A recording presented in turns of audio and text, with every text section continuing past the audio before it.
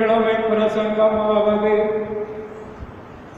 நம்மை ரட்சித்த கர்த்தரான இயேசுநாதர் சிலுவையிலே அறையுண்டு மரணத்தை அடைந்த போது தமது திரு கைகளிலே இருந்த பெரிய காயத்தினாலே மகாவிதனம் அனுபவித்தார். அதப்படி என்றார், சேவகர் கர்த்தரை சிலுவையிலே அறைந்த போது இருப்பாணிகளினாலே அவருடைய 2 கைகளிலே பெரிய காயம் வருத்துவித்தார்கள்.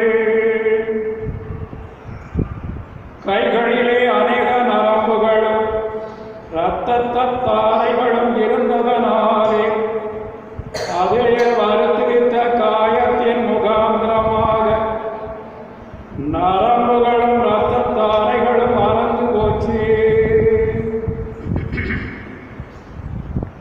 இதனாலே அந்த சமயத்திலே இயேசுநாதருக்கு பிரபலிப்பு வந்தது. இது முகாந்திரமாக அப்போது கர்த்தர் எம்மாத்திரம் விதனம் அனுபவித்தார் என்று நம்மாலே கண்டுபிடிக்க கூடாது. அப்படி போல் அச்சிஷ்ட சவேரியார் சாகர சமயத்திலே விதனம் அனுபவிக்க சித்தமானார். அதப்படி என்றால் சிந்த தேசத்திற்கு அப்போஸ்தலர் சாகர போது சீரன் என்கிற ஒருத்தன் அவரை பார்த்து சொன்னதாவது, உம்முடைய வியாதி நீங்கி போகத்தக்கதாக நரம்பிலே குருதி ரத்தம் வாங்குகிற சித்திர வைத்தியம் பண்ண வேண்டும் என்றார். அந்த தீவிலே கெட்டிக்காரனாகிற சித்திர வைத்தியன் இல்லாததனாலே அச்சிஷ்ட சவேரியார் சித்திர வைத்தியத்தினாலே தமக்கு குணம் வராதென்றும் எந்த மருந்து செய்தாலும் தம்முடைய வியாதி நீங்காதென்று நிச்சயமாய் அறிந்திருந்தாலும் சித்திர வைத்தியம் பண்ண வேண்டும் என்று சொன்னவரை பார்த்து உன் மனதின்படியே ஆகட்டும் என்றார். இதனாலே அவன் சித்திர வைத்தியன் என்ற பெயர் மாத்திரம் உள்ள ஒருவனை அழைத்து அச்சிஷ்ட சவேரியார் இடத்திலே வைத்தியம் பண்ணி ரத்தம் வாங்கென்றார்.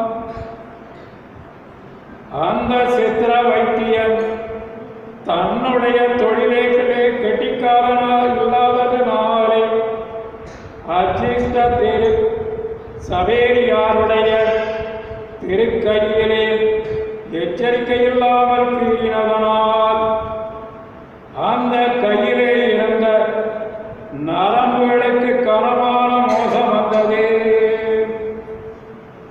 நரம்புகளும் சுருங்கிக் கொண்டதனால் அச்சிஷ்ட சவேரியாருக்கு அந்த சமயத்திலே பிரபலிப்பு வந்தது.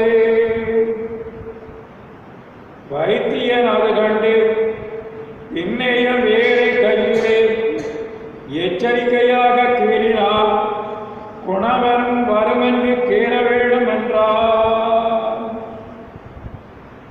அதற்கும் அச்சிஷ்ட சவேரியார் சம்மதித்ததனாலே வேறு கையிலையும் கீறினார். ஆனால் அந்த காயத்திலே அவருக்கு வலி அதிகம் வந்ததும் தவிர வியாதி குணமாகவில்லை.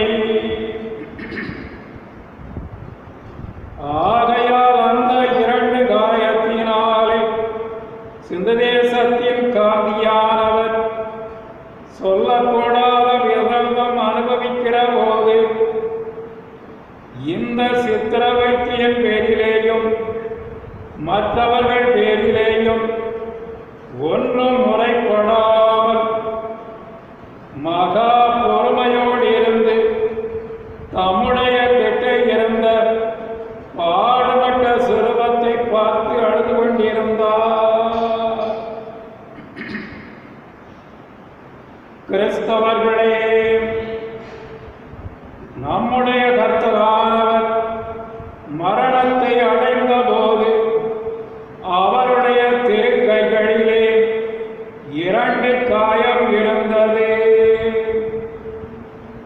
அவஸ்தையாயிருந்த அச்சிஷ்ட சவேரியாருடைய திருக்கைகளிலேயும் 2 காயம் இருந்தது.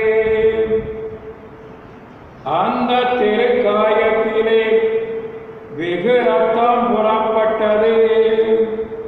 இந்த காயத்திலேயும் ரத்தம் புறப்பட்டது. அந்த திருக்காயத்திலே நரம்புகள் அறுந்து போய் நரம்புகளெல்லாம் சுருங்கிக் கொண்டது. இந்த காயத்திலேயும் நரம்புகளுக்கு மோசம் வந்து சுருங்கிக் கொண்டது.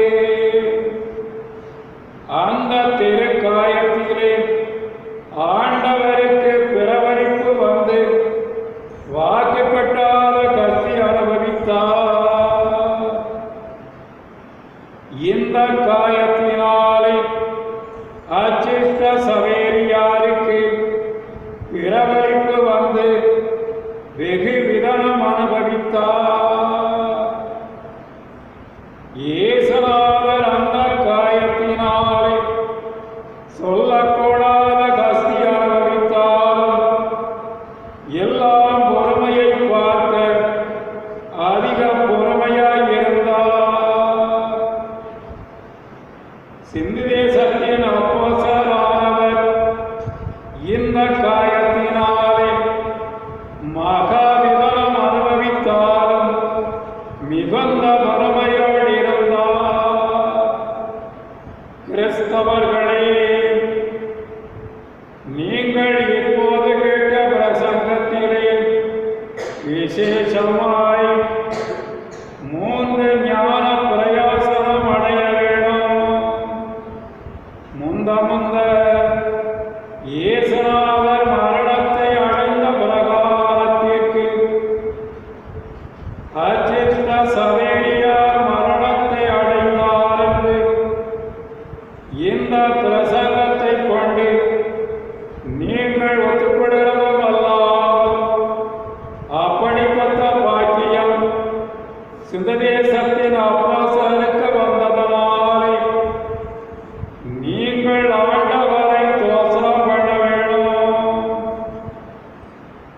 இரண்டாவது, அச்சிஷ்ட சவேரியார் அவஸ்தையாய் இருக்கிற போது முன் சொன்ன பிரகாரத்திற்கு தம்முடைய கையிலே வந்த 2 காயத்தினாலே வெகு விதனம் அனுபவித்தனாலே ஒன்றும்